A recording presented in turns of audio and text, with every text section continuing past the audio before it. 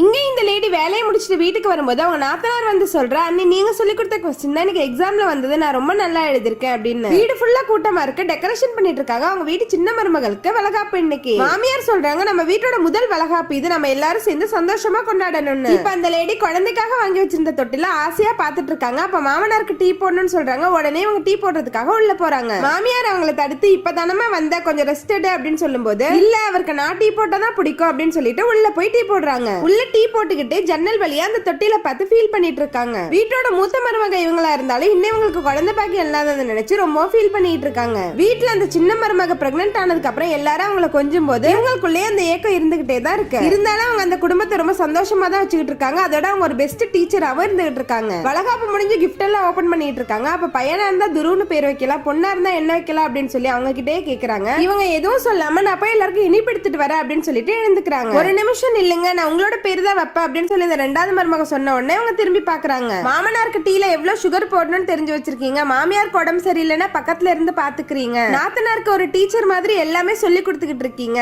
இந்த குடும்ப கஷ்டத்துல இருக்கும் போது பாத்துக்கிறீங்க, உங்களுக்குள்ள எவ்வளவு கஷ்டம் இருந்தாலும் சிரிச்ச முகத்தோட எல்லாரையும் பாக்குறீங்கல்ல, உங்களை மாதிரிதான் என் பொண்ணு இருக்குன்னு சொன்ன உடனே அவங்க கண்ணெல்லாம் கலங்கி போயிடுது. உடனே அவங்களை கட்டி பிடிச்சு அழுவுறாங்க. குழந்தை இல்லாத பெண்களுக்கு அவங்களை போட்டு நோண்டாம இந்த மாதிரி புரிஞ்சுக்கிற குடும்பம் கிடைச்சா ஒரு மிகப்பெரிய வரம் தான் அது.